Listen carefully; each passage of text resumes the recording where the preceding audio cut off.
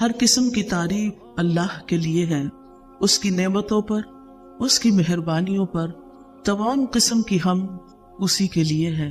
وہ جس کو چاہتا ہے سیدھے رستے کی طرف ہدایت دیتا ہے۔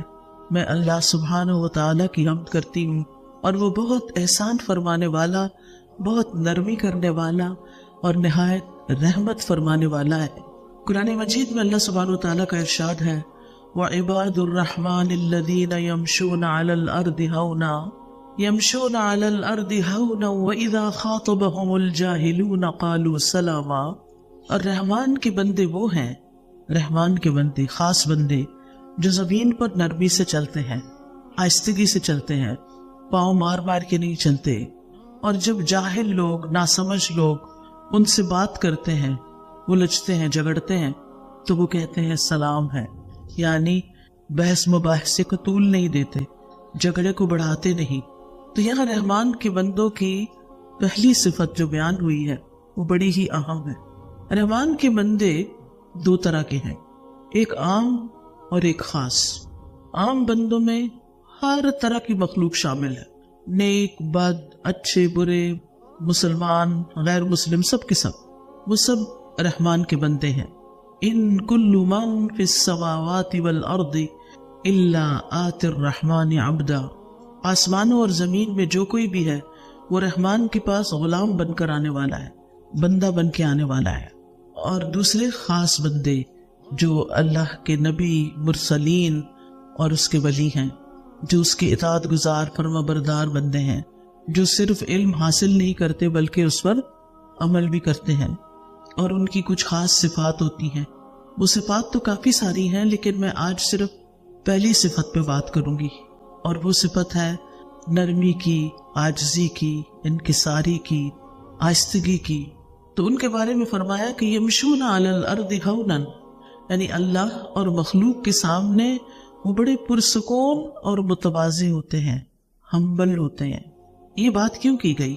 یہ اس لیے کی گئی کہ انسان کو یہ یاد دہانی کرائی جائے کہ انسان اپنی اصل کو یاد رکھے۔ ہماری اصل کیا ہے؟ ہم مٹی سے بنے۔ آدم علیہ السلام کو اللہ تعالیٰ نے مٹی سے بنایا تھا۔ مٹی کہاں ہوتی ہے؟ زمین پہ نا، نیچے، ہمارے پاؤں کے نیچے روندی جاتی ہے۔ تو جب انسان یہ یاد رکھے گا کہ میں تو وہ ہوں جو اپنے ہی پاؤں کے نیچے کی مٹی سے بنا ہوں، میرے لیے تکبر کرنے اور بڑا بننے اور دوسروں پہ روب جاڑنے اور دوسروں کو حقیر سمجھنے کی کہاں گنجائش ہے؟ میں تو خود ایک معمولی چیز ہوں۔ اور پھر یہاں پر خاص طور پر چال کا ذکر کیا کہ چال چلتے کس سے چلتے ہیں؟ پاؤں سے۔ اور جب چلتے ہیں تو مٹی اڑتی ہے، ٹھیک ہے نا؟ اور جتنی زور سے پاؤں مارتے ہیں اتنی زیادہ مٹی اڑتی، لیکن جب اڑتی ہے تو پھر اس کے بعد کیا ہوتا ہے؟ پھر بیٹھ جاتی، اڑی نہیں رہ سکتی، اڑ کے پھر بیٹھ جاتی، اسے نیچے ہی آنا ہوتا ہے۔ ہم جتنے بھی بڑے بن جائیں، ہم نے جانا تو مٹی میں نا، مٹی سے بنے اور مٹی میں ہی جانا ہے۔ لہٰذا کس بات کی اکڑ، کس بات کا تکبر، کس بات کا گھمنڈ؟ دنیا میں کسی بھی مقام پہ پہنچ جائیں، آخر تو کہاں جانا ہے؟ کوئی بڑے سے بڑا عہدہ، رتبہ، مرتبہ، مقام جو کچھ بھی حاصل کر لے، آخر یا تو زمین میں ہی جانا ہے، زمین ہی پناہ دیتی ہے۔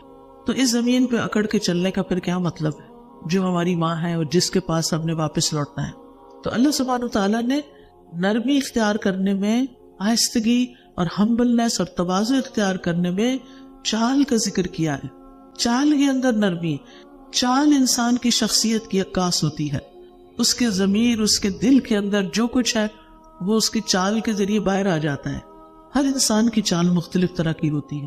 ایک شریف النفس انسان کی چال اور طرح کی ہوتی ہے، ایک ظالم و جابر انسان کی چال اور طرح کی ہوتی ہے، متکبر اور شیخی باز قسم کے لوگوں کی چال اور طرح ہوتی ہے۔ تو ہر انسان اپنی چال سے پہچانا جاتا ہے۔ پہلی نظر میں آپ دیکھتے ہی پہچان جاتے ہیں کہ یہ کس قسم کا انسان ہے، کس طبقے سے تعلق رکھتا ہے، کس طرح کی سوچوں کا حامل ہے، اپنے بارے میں کیا سمجھتا ہے اپنے آپ کو۔ یعنی چاہے انسان کتنا کچھ بھی چھپائے لیکن چھپ نہیں سکتا، وہ سامنے آ جاتا ہے۔ تو عباد الرحمن کی چال جو ہے وہ آہستہ ہوتی ہے، متواضع ہوتی ہے، آرام سے چلتے ہیں، اور یہ اس بات کی نشاندہی ہوتی ہے کہ ان کے دل کے اندر تکبر نہیں، وہ عبد ہیں، اور عبد بھی کس کے ہیں، غلام بھی کس کے ہیں، رحمان کے. تو ایسے لوگ پاؤں پٹک پٹک کے نہیں چلتے، جوتے مار مار کے نہیں چلتے، بلکہ آہستگی سے چلتے ہیں اور اپنی حیثیت کو ذہن میں رکھتے ہیں کہ ہم کچھ بھی کر لیں، ہم ہیں انسان. اور پھر دوسری صفت اس آیت میں کیا ہے؟ وَإِذَا خَاطَبَهُمُ الْجَاهِلُونَ قَالُوا سَلَامًا. چال کے بعد دوسری پہچان انسان کی گفتگو ہوتی ہے، بات چیت ہوتی. مثلاً کوئی آ رہا ہونا تو آپ دیکھتے ہیں کیسے چل کے آ رہا ہے، آ گیا پھر وہ بات کرنے لگتا ہے تو مزید پتہ چلتا ہے کہ یہ کیسا انسان ہے. تو جب وہ بات کرتے ہیں تو ان کی بات کے اندر حلم ہوتا ہے، برداشت ہوتی ہے، آرام سے بات کرتے ہیں. جبکہ جاہل لوگ، ناسمجھ لوگ، بے وقوف لوگ، وہ کیا کرتے ہیں؟ لوگوں کو چیخ چلا کے جواب دیتے ہیں، بدتمیزی اور بد اخلاقی کے ساتھ پیش آتے ہیں. لیکن رحمان کے بندے ہر سچویشن میں خیر کی بات کرتے ہیں، بھلی بات کرتے ہیں، اچھی بات ہی کرتے ہیں.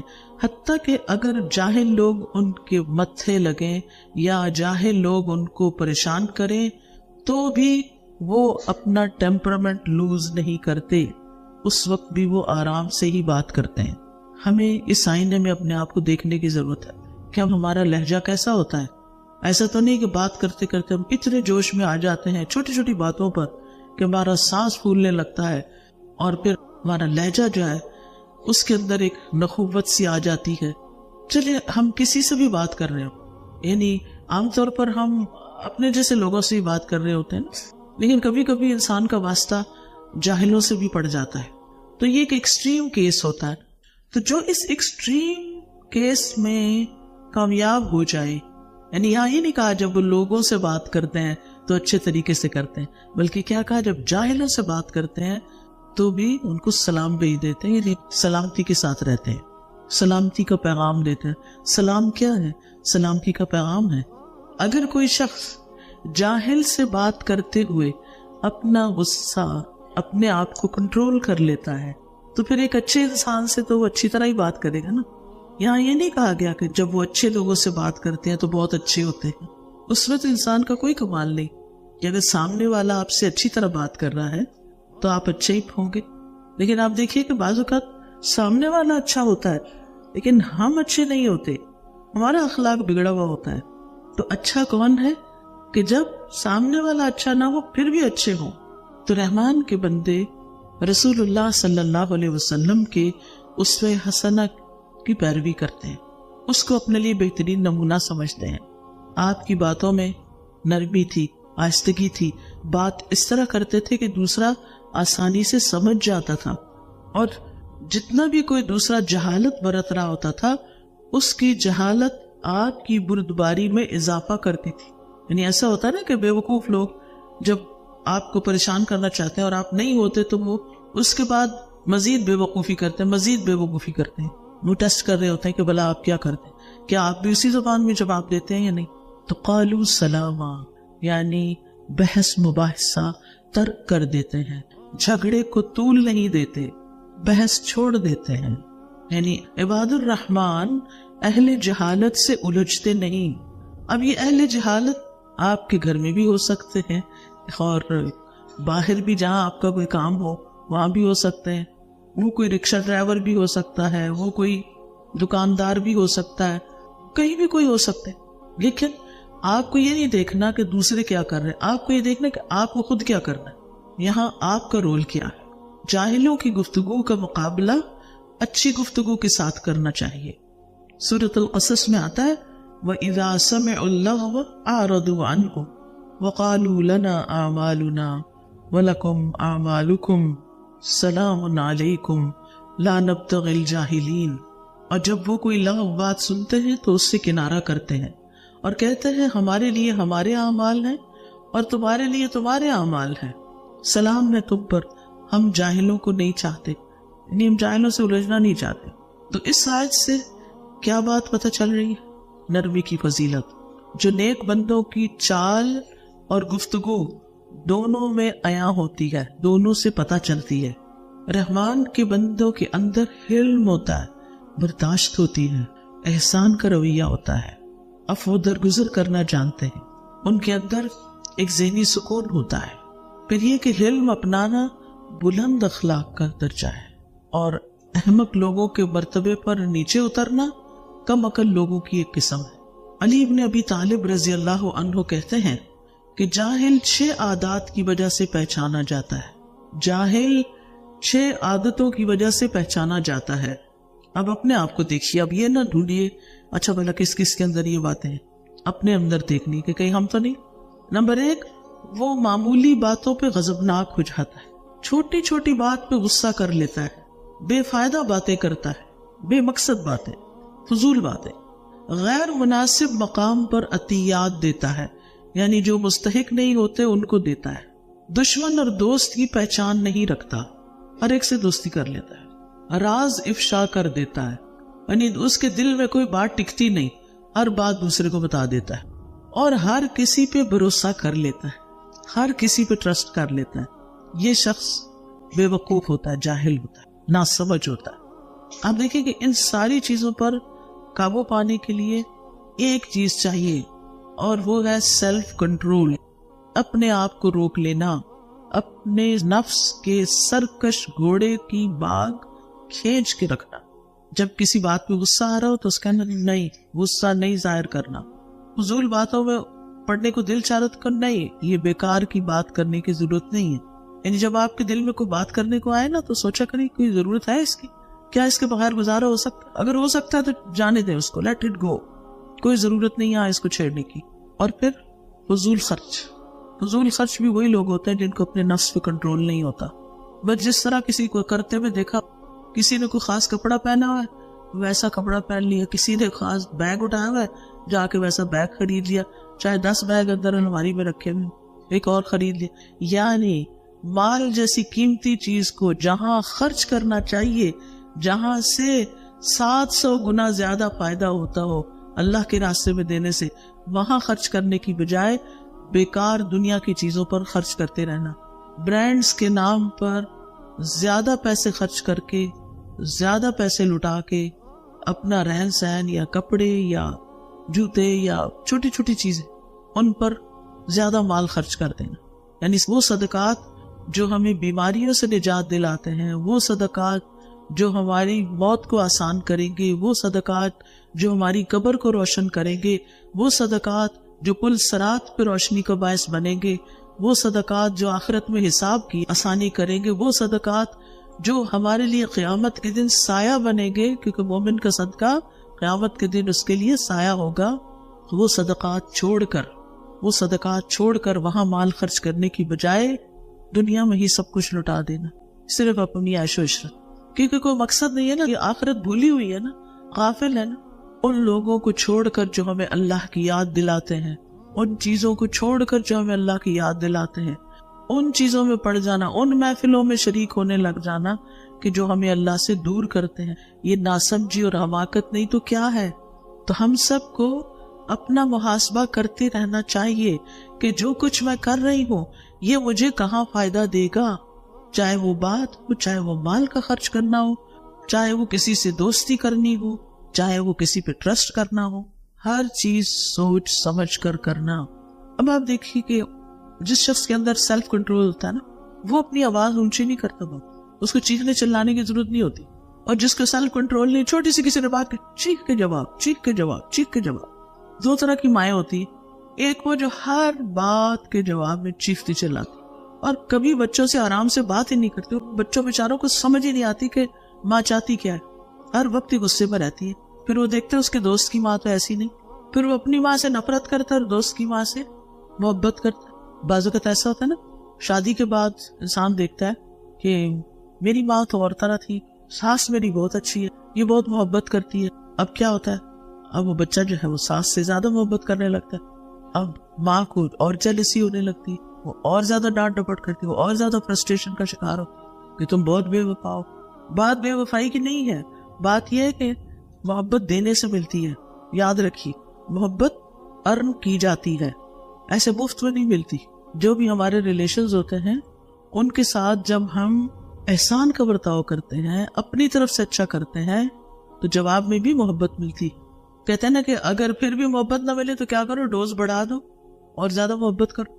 نفرت لینا، نفرت پالنا، یعنی نفرتیں اکٹھی کرنا بڑا آسان ہے. 2 باتیں سنا دو کسی کو، وہ کبھی نہیں بھولے گا اس نے مجھے فلاں وقت میں یہ کہا تھا. لیکن کسی کی محبت حاصل کرنے میں ایک وقت لگتا ہے. تو بہرحال محبت ہو یا اچھے تعلقات ہو، کوئی بھی چیز ہو، ان میں نرمی ان کو خوبصورت بنا دیتی ہے. نرمی بہت سے کام آسان کر دیتی ہے. قول میں بھی فعل میں بھی نرم پہلو اختیار کرنا، آسان کام کو لینا، اور یہ سختی کا اپوزٹ ہے. ٹھیک ہے، نرمی کا اپوزٹ کیا، متضاد کیا، سختی. امام سفیان ثوری نے اپنے ساتھیوں سے کہا جانتے ہو نرمی کیا ہے؟ تو انہوں نے کہا کہ آپ ہی ہمیں بتا دیں. انہوں نے کہا یہ کہ تم کاموں کو ان کی جگہوں پہ رکھو. جو کام جتنا امپورٹنٹ ہے نا اس کو اتنی امپورٹنس دو.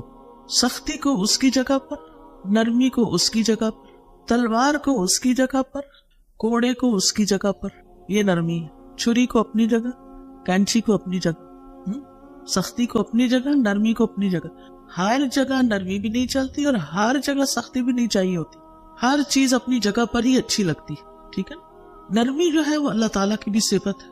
حضرت انس کہتے ہیں نبی صلی اللہ علیہ وسلم نے فرمایا سختی اکھڑ پن جس چیز میں ہوگی اسے بدنما کر دے گی، اور اللہ بہت نرم خو ہے، نرمی کو پسند کرتا ہے.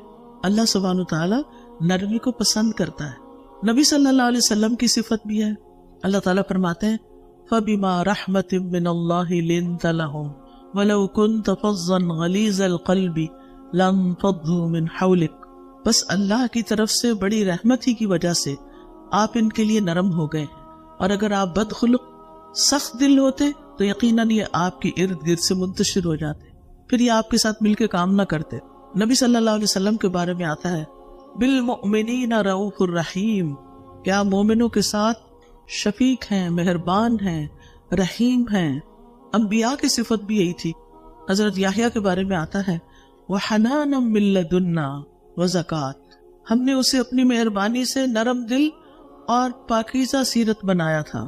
وَحَنَانًا مِن لَدُنَّا وَزَكَاةً وَكَانَ تَقِيًّا، اور وہ واقعی پرہیزگار تھا. عیسیٰ علیہ السلام کے بارے میں آتا ہے وَبَرًّا بِوَالِدَتِي وَلَمْ يَجْعَلْنِي جَبَّارًا شَقِيًّا، میں اپنی والدہ سے بہتر سلوک کرتا رہوں، اللہ نے مجھے یہ حکم دیا ہے، اور اللہ نے مجھے جابر اور بدبخت نہیں بنایا. نبی صلی اللہ علیہ وسلم کو حکم دیا گیا وَاخْفِضْ جَنَاحَكَ لِمَنِ اتَّبَعَكَ مِنَ الْمُؤْمِنِينَ، اور ایمان لانے والوں میں سے جو آپ کی اتباع کریں ان سے تواضع سے پیش آئیں. اور یہ کامل ایمان والے جو مومن ہیں ان کی یہ صفت ہے رحماء بینہم، کہ آپس میں بڑے رحیم و شفیق ہوتے ہیں. رسول اللہ صلی اللہ علیہ وسلم نے فرمایا مومن آسان اور نرم ہوتے، اس مانوس اونٹ کی طرح کہ اگر اس کو اپنے پیچھے چلایا جائے تو وہ مطیع ہو کر چلا آتا ہے، اور اگر اس کو پیچھے سے ہانکا جائے تو وہ آگے کو جانے لگتا ہے، اور اگر اس کو تم چٹان پر بھی بٹھا دو تو وہاں وہ بیٹھ جاتا ہے. ایزی گوئنگ، نو ایگو، کوئی پرابلم نہیں، یعنی دوسروں کی بات آسانی سے مان لیتا ہے. اسی طرح ابو انبا خولانی کہتے ہیں کہ نبی صلی اللہ علیہ وسلم نے فرمایا بے شک اہل زمین میں سے اللہ کے کچھ برتن ہیں، اور تمہارے رب کے برتن نیک لوگوں کے دل ہیں، اور اس کی طرف ان میں سے سب سے زیادہ پسندیدہ وہ ہیں جو ان میں سب سے زیادہ نرم ہیں اور سب سے زیادہ رقت والے ہیں، یعنی ان کے دل نرم ہیں. ہشام بن عروہ اپنے والد سے روایت کرتے ہیں کہ حکمت میں یہ بات لکھی ہوئی ہے کہ نرمی کرنا حکمت کا نچوڑ ہے، یعنی وہ شخص نہایت صاحب حکمت ہے جس کے اندر نرمی ہے. رسول اللہ صلی اللہ علیہ وسلم نے فرمایا جب اللہ تعالیٰ کسی گھرانے کے لوگوں کے لیے خیر کا ارادہ فرماتا ہے تو ان میں نرمی داخل کر دیتا ہے، یعنی جس گھرانے کی خیر مطلوب ہوتی ہے ان کے اندر نرمی ڈال دی جاتی ہے. ایک اور حدیث میں آپ نے فرمایا جس گھرانے کو نرمی عطا کی گئی تو وہ ان کے لیے فائدے کا باعث ہے، اور جس سے نرمی روک دی گئی وہ ان کے لیے نقصان کا باعث ہے، یعنی سختی سے خیر نہیں آئے گی. حضرت عائشہ نبی صلی اللہ علیہ وسلم سے روایت کرتی ہیں آپ نے فرمایا نرمی جس چیز میں بھی ہوتی ہے اس کو زینت بخشتی ہے، اور نرمی جس چیز سے بھی نکال دی جاتی ہے اسے بدصورت کر دیتی ہے. مثلاً آپ کی چال میں اگر نرمی نہیں، آپ کی بات، آپ کی ٹون میں نرمی نہیں، آپ کی چیزیں اٹھانے رکھنے میں نرمی نہیں، ہر چیز بس دھڑ سے ماری، دھڑ سے اٹھائی، دھڑ سے دروازہ بند، ہر چیز میں بس سختی، خوبصورتی نہیں ہے. جو آرام سے کام کرتا ہے اس کے کام میں زیادہ خوبصورتی ہوتی ہے۔ حضرت عائشہ نے نبی صلی اللہ علیہ وسلم سے روایت کیا، آپ نے فرمایا جس کو نرمی سے حصہ دیا گیا اس کو دنیا اور آخرت کی خیر و بلائی سے نواز دیا گیا، یعنی اس کو سب کچھ مل گیا۔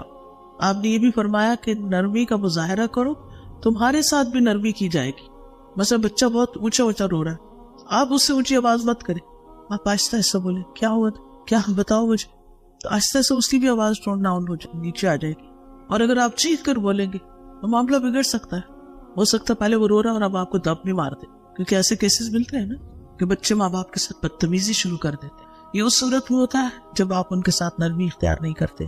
ایک مرتبہ ممبر پر نبی صلی اللہ علیہ وسلم نے فرمایا تم رحم کرو تم پر رحم کیا جائے گا، اور تم معاف کرو اللہ تمہیں معاف کر دے گا۔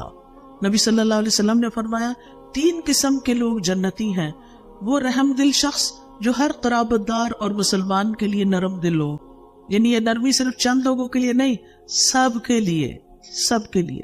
رسول اللہ صلی اللہ علیہ وسلم نے فرمایا جو شخص آسان ہو، عاجزی کرنے والا ہو، نرم ہو، اللہ نے اسے آگ پر حرام کر دیا ہے، ایسا شخص آگ میں نہیں جائے گا۔ اور کیا چاہیے، اس سے بڑا کوئی انعام ہو سکتا ہے، کامیابی ہو سکتی کہ انسان جہنم سے بچ جائے۔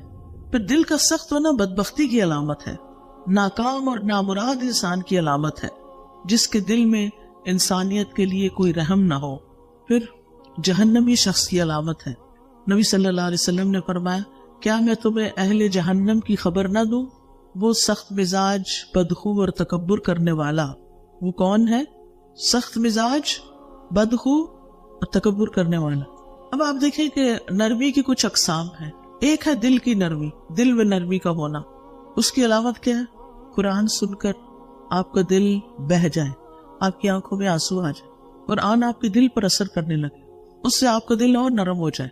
نبی صلی اللہ علیہ وسلم جب قرآن سنتے تو آپ کی آنکھیں بہنے لگتی، یہ نرمی کی علامت تھی، دل کی نرمی کی۔ اگر ہماری آنکھیں نہیں بہتی ہیں قرآن سن کر تو مطلب یہ کہ ہمارے دل سخت ہیں، کیونکہ اگر آپ کسی کو بھی کہیں کہ آپ کا دل بڑا سخت ہے تو وہ نہیں مانے گا، وہ کہے گا میرا دل کوئی نہیں سخت، میں تو بہت نرم مزاج ہوں۔ لیکن کرائیٹیریا دے دیا گیا، کیسے پتا چلے گا کہ نرم ہے کہ نہیں؟ قرآن سنتے ہوئے کیفیت کیا ہوتی ہے؟ جب یہ سورت فاتحہ لگی ہوئی ہوتی ہے نا تو میں لوگوں کی شکلیں دیکھ رہی ہوتی ہوں، درس سے پہلے میں دیکھ رہی ہوتی ہوں کہ لوگوں کی نگاہیں کدھر ہیں، چہرے پہ تاثرات کیا ہیں، توجہ کیا ہے۔ کچھ لوگ واقعی ڈوبے ہوئے ہوتے ہیں، کچھ لوگ اکا دکا اپنی آنکھیں بعد میں صاف کر رہے ہوتے ہیں۔ اکثریت یوں لگتا ہے جیسے سن ہی نہ رہے، چہرے پہ کوئی اثر نہیں آ رہا ہوتا، جبکہ قرآن سننے والوں کا حال کیا ہوتا ہے، توجہ سے سننے والوں کا۔ اللہ نزل احسن الحدیث کتابا متشابہا مثانیہ تقشعر منہ جلود الذین یخشون ربہم ثم تلین جلودہم وقلوبہم الی ذکر اللہ۔ اللہ نے سب سے اچھی بات نازل فرمائی جو آپس میں ملتی جلتی ہے، ایسی آیات جو بار بار دہرائی جانے والی ہے۔ وہ کون سی ہے؟ سورۃ الفاتحہ کی آیات ہے جو بار بار دہرائی جانے والی ہے۔ اس سے ان لوگوں کی کھالوں کے رونگٹے کھڑے ہو جاتے ہیں جو اپنے رب سے ڈرتے ہیں، پھر ان کی کھالیں اور ان کے دل اللہ کے ذکر کی طرف نرم ہو جاتے ہیں، یعنی پھر وہ آگے لیکچر سننے کے لیے متوجہ ہو جاتے ہیں، تیار ہو جاتے ہیں کہ اب اللہ کی باتیں کیا ہیں، تاکہ ہم انہیں اپنے اندر جذب کر سکیں۔ تو قرآن سنتے وقت ہماری کیفیت بدلنی چاہیے، چاہے لیکچر کی جگہ ہو یا کوئی اور ہو، سارا دن نہ صحیح تو دن میں کسی وقت تو صحیح نہ۔ تو دل کو نرم کرنے کا بہترین نسخہ ہے قرآن سننا، قرآن دلوں کو نرم کرتا ہے۔ انما یخشی اللہ من عبادہ العلماء، علم والے ہی اللہ سے ڈرتے ہیں۔ ابو بکر رضی اللہ عنہ جب قرآن پڑھتے تو ان پر رقت طاری ہو جاتی، وہ رونا شروع کر دیتے، اور اصحاب رسول صلی اللہ علیہ وسلم میں سے جو جتنا علم والا تھا اس کے اندر اتنی ہی خشیت تھی، اللہ کا ڈر تھا۔ حضرت عمر رضی اللہ عنہ اتنا روتے تھے کہ ان کے چہرے پر یہاں آنسو کی 2 لکیریں نظر آتی تھی، حالانکہ وہ کتنے اسٹرانگ انسان تھے، مگر دل ان کا نرم تھا۔ حضرت عائشہ کہتی ہیں رسول اللہ صلی اللہ علیہ وسلم نے فرمایا بے شک لوگوں میں قرات کے لحاظ سے بہترین انسان وہ ہے جو قرات کرے تو نظر آئے کہ وہ اللہ سے ڈرتا ہے۔ اور امام ابن قیم کہتے ہیں جب اللہ کی خشیت کی وجہ سے آنکھیں رونے سے خشک ہو جائیں تو جان لے کہ آنکھوں کا آنسو سے خشک ہو جانا دل کی سختی کی وجہ سے ہے، اور اللہ سے تمام دلوں میں سے دور وہ دل ہے جو سخت ہوتا ہے، یعنی وہ اللہ سے دور ہوتا ہے، اللہ سے غافل ہوتا ہے۔ دل کی نرمی کے بعد دوسری چیز گفتگو میں نرمی، بات چیت میں نرمی۔ اللہ سبحانہ وتعالیٰ نے جب موسیٰ علیہ السلام اور ہارون علیہ السلام کو فرعون کی طرف بھیجا تو کیا فرمایا؟ قولا لہ قولا لینا، اس کو نرمی سے بات کرنا، فرعون کے ساتھ نرمی سے بات کرنا۔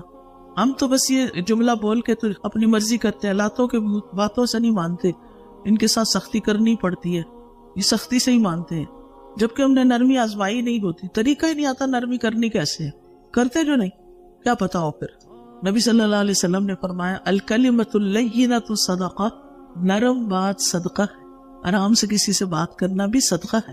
ایسے لوگوں کے لیے جنت کے خوبصورت بالا خانے ہیں جو گفتگو میں نرمی کرے، کھانا کھلائے، اور رات کو جب لوگ سو رہے ہوں تو اللہ کے لیے قیام کرے۔ اور نرمی میں خصوصاً اپنے سے چھوٹوں کے ساتھ نرمی کرنا، بچوں کے ساتھ نرمی کرنا، ملازمین کے ساتھ نرمی کرنا۔ تو سب سے پہلی نرمی کی قسم کون سی ہے؟ دل کی نرمی۔ نمبر 2 گفتگو کی نرمی۔ نمبر 3 چال کی نرمی۔ اللہ کو تکبر کی چال پسند نہیں، اکڑ کے چلنا پسند نہیں۔ وَلَا تَمْشِ فِي الْأَرْضِ مَرَحًا إِنَّ اللَّهَ لَا يُحِبُّ كُلَّ مُخْتَالٍ فَخُورٍ وَاقْصِدْ فِي مَشْيِكَ، زمین میں اکڑ کر نہ چلو، بے شک اللہ کسی اکڑنے والے، فخر کرنے والے سے محبت نہیں کرتا، اور اپنی چال میں میانہ روی رکھو۔ ابن عمر کہتے ہیں رسول اللہ صلی اللہ علیہ وسلم نے فرمایا جو شخص اپنے آپ کو بڑا سمجھے یا اپنی چال میں تکبر کرے، اپنے آپ کو بڑا سمجھے یا اپنی چال میں تکبر کرے، وہ اللہ سے اس حال میں ملے گا کہ اللہ اس سے ناراض ہوگا۔ آرام سے چلنے کا حکم اس حد تک ہے کہ اگر آپ جماعت میں نماز کے لیے جا رہے ہیں، جیسے حرم وغیرہ جاتے ہیں، کچھ خواتین جمعے کے دن مسجد جاتی ہیں، تو وہ بھی اس بات کا خیال رکھیں کہ بھاگم بھاگ نہیں جانا، آرام سے چل کے جانا، چاہے ایک رکعت مس بھی ہو جائے، آرام سے ہی چلنا، پھر بھی آرام سے چلنا ہے۔ رسول اللہ صلی اللہ علیہ وسلم نے فرمایا جب نماز کے لیے پکارا جائے تو دوڑتے ہوئے مت آیا کرو، بلکہ اطمینان اور سکون کے ساتھ آیا کرو۔ پھر رشتوں میں انسانوں کے ساتھ جو نرمی کرنی ہے ہم نے، اس میں سب سے پہلا مستحق کون ہے ہماری نرمی کا؟ والدین۔ وبالوالدین احسان واخفض لہما جناح الذل من الرحمہ، جو والدین کے ساتھ نرمی کرتا ہے وہ جنت میں جائے گا۔ نبی صلی اللہ علیہ وسلم نے حارثہ بن نعمان کو جنت میں تلاوت کرتے ہوئے سنا، فرمایا یہی نیکی ہے، یہی نیکی ہے، اور وہ اپنی والدہ کے ساتھ بہت اچھا سلوک کرتے تھے، حتیٰ کہ اللہ کے نافرمان والدین کے ساتھ بھی اچھا سلوک کرنا چاہیے، اور والد کی نسبت بھی والدہ سے، ماں سے زیادہ اچھا سلوک کرنا چاہیے، کیونکہ ماں نے تکلیفیں زیادہ اٹھائی ہیں۔ ماں عام طور پر بیمار ہو جاتی ہیں بچوں کی رکھوالی کر کر کے، اور سینسیٹیو بھی ہوتی ہیں، اس لیے ان کی طرف توجہ زیادہ ہونی چاہیے۔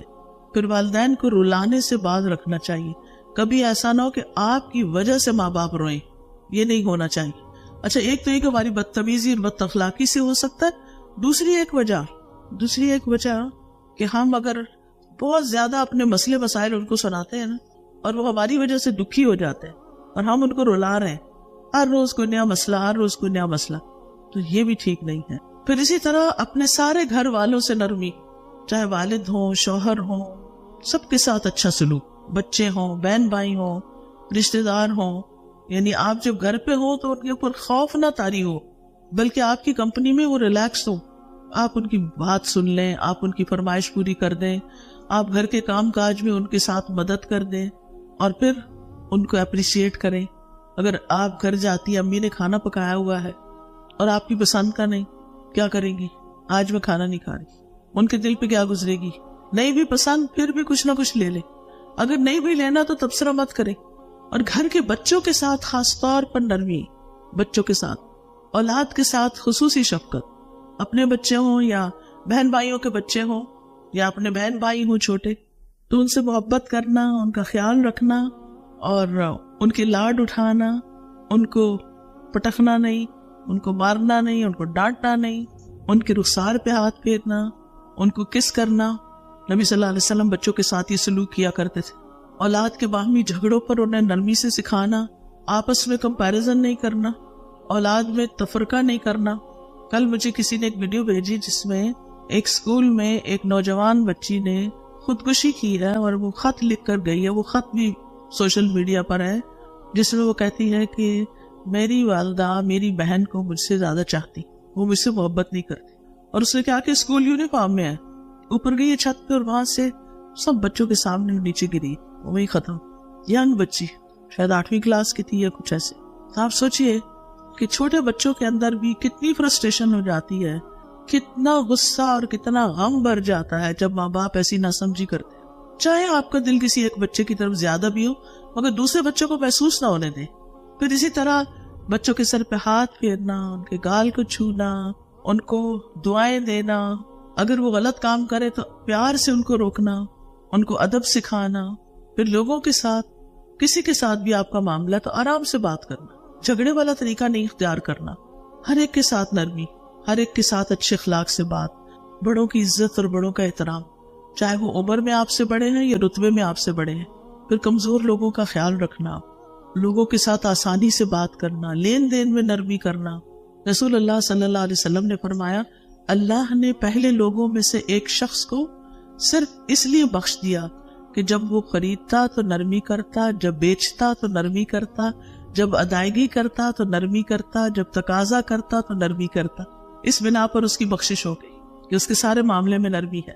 نرمی کا یہ ایک حصہ یہ ہے کہ لوگوں کی ضروریات کا خیال رکھنا اور خود سمجھنے کی کوشش کرنا کہ کسی کو کیا چاہیے ہوگا, ان کی حاجتیں پوری کرنا, ان کی غلطیوں پہ درگزر کرنا, ان کی طرف سے ملنے والی اذیتوں پر صبر کرنا, غلطی پہ ڈانٹنے کی بجائے آرام سے سمجھانا, سکھانا اور جاہلوں سے اعراض کرنا. ابراہیم علیہ السلام نے اپنے والد کے ساتھ کیسا معاملہ کیا تھا جب ان کے والد نے کہا, اگر تو باز نہ آیا تو میں ضرور تجھے سنگسار کر دوں گا, تم مجھے چھوڑ جاؤ اس حال میں کہ تم صحیح سلامت ہو. ابراہیم علیہ السلام نے کیا جواب دیا؟ قال سلام علی ساستغفر لک ربی انہ کان بی حفیا, میں اپنے رب سے تیرے لیے ضرور بخشش کی دعا کروں گا, بے شک وہ ہمیشہ سے مجھ پر بڑا ہی مہربان ہے. یعنی انہوں نے سلام کہا. یہ سلام کون کرتا ہے کس کو؟ ایک عقل مند انسان جاہل سے بات کرتے ہوئے کرتا ہے. گالی نہیں دی, صبر کیا, کہا سلام علیک ساستغفر لک ربی, میں آپ کے لیے بھی دعا کروں گا. گویا بد اخلاقی کے جواب میں بد اخلاقی نہیں برتنا, جاہلوں سے الجھنا نہیں. کہا جاتا ہے کہ عمر بن عبدالعزیز بیت اللہ کا طواف کر رہے تھے تو ایک آدمی نے آپ کے پاؤں پر پاؤں رکھ دیا. ایسے ہو جاتا ہے نا رش میں, جو آپ کے ساتھ ہی طواف کر رہا تھا, نہیں وہ بھی چل رہا تھا, آپ بھی چلتے ہوتے, عمر کا پاؤں اس شخص کے پاؤں پہ چلا گیا تھا. اس آدمی نے عمر رضی اللہ عنہ سے کہا, تم گدھے ہو, تمہیں پتہ نہیں چل رہا کہ تم میرے پاؤں پہ پاؤں رکھ دی؟ انہوں نے کہا نہیں, میں عمر بن عبدالعزیز. کتنا خوبصورت جواب تھا. اگر ہمیں کوئی ایسا کہے تو ہم کیا جواب دیں گے؟ تو صرف یہ نہیں کہیں کہ تم ہوگے بلکہ تمہارا باپ بھی ہو. عام طور پر لوگوں کا جواب یہ ہوتا ہے, وہ صرف برابر کی بات نہیں کرتے, اس سے اوپر جب تک نہ چڑھائی کریں. پھر اسی طرح خادموں, مزدوروں, ایسے لوگوں سے جو محنتی ہیں, ان کے ساتھ نرمی, ان کا احساس کرنا, ان کو گرمیوں میں پانی دینا, ان کو کھانا کھلا دینا, ان کی غلطیوں سے درگزر کرنا. نبی صلی اللہ علیہ وسلم سے پوچھا گیا, ایک شخص نے پوچھا, میرا ایک خادم ہے جو میرے ساتھ برائی کرتا ہے, ظلم کرتا ہے, میں اسے مار سکتا ہوں؟ آپ نے فرمایا نہیں, اس سے روز 70 بار درگزر کیا کرو. پھر یہ کہ ان کی ضرورتیں پوری کرنا. آپ دیکھیں غریبوں کی بہت ضرورتیں ہوتی. آج کے دور میں آپ دیکھیں کہ کسی کی اگر 1 لاکھ 2 لاکھ بھی آمدنی ہے نا تو اس کے خرچے پورے نہیں ہو رہے, ہر کوئی شکایت کر رہا ہے. کام کرنے والا جس کو آپ 25-30 ہزار 40 ہزار تک بھی دے دیتے ہیں, اگر وہ اپنی کوئی ضرورت بتا دے تو آپ کہتے ہیں یہ تو روز مانگنے آ جاتے ہیں, ان کے تو خرچے نہیں پورے ہوتے. اپنے لیے اور معیار ہے, ان کے لیے کچھ اور ہے. تو ان کی ضروریات وقتاً فوقتاً پوری کرتے رہنا چاہیے, بلکہ ان کو پرائرٹی دینی چاہیے. ان کے کاموں میں ہر وقت عیب نہ نکالے, تمہیں یہ نہیں آتا, تمہیں وہ نہیں آتا. ہر وقت کی ملامت اچھی نہیں اور بے وجہ کی روک ٹوک اچھی نہیں. پیار سے سرزنش کریں, بلا وجہ ان پہ غصہ نہ نکالیں, کیونکہ بعض اوقات جس نے ہمیں ستایا ہوتا ہے اس کو جواب نہیں دے سکتے نا, کیونکہ ان سے بڑا ہوتا ہے, یا کوئی بھی ایسی ریزن ہوتی ہے, تو پھر ہم اپنا غصہ کس پہ نکالتے ہیں؟ جو ہم سے کمزور ہو. یہ بھی ناجائز ہے. نبی صلی اللہ علیہ وسلم غلاموں کے بارے میں آخر وقت تک تلقین کرتے رہے. حضرت عائشہ کہتی ہیں کہ ایک صحابی آپ کے سامنے بیٹھے نبی صلی اللہ علیہ وسلم کے, کہنے لگے یا رسول اللہ, میرے کچھ غلام ہیں, مجھ سے جھوٹ بولتے ہیں، خیانت کرتے ہیں، میرا کہنا بھی نہیں مانتے، پھر میں بھی انہیں مارتا ہوں، برا بھلا کہتا ہوں، تو یہ میرے ساتھ کیا معاملہ ہوگا، یعنی قیامت کے دن کیا بنے گا؟ آپ نے فرمایا ان کی خیانت، جھوٹ اور نافرمانی ایک طرف رکھی جائے گی اور تمہاری سزا دوسری طرف، اور اس کا حساب لگایا جائے گا۔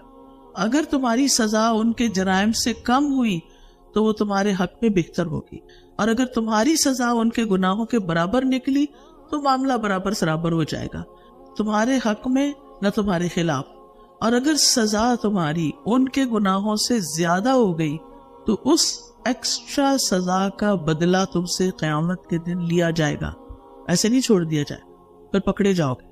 اس پہ وہ آدمی رونے لگا، چلانے لگا۔ آپ نے فرمایا اسے کیا ہوا؟ کیا اس نے یہ آیت نہیں پڑھی؟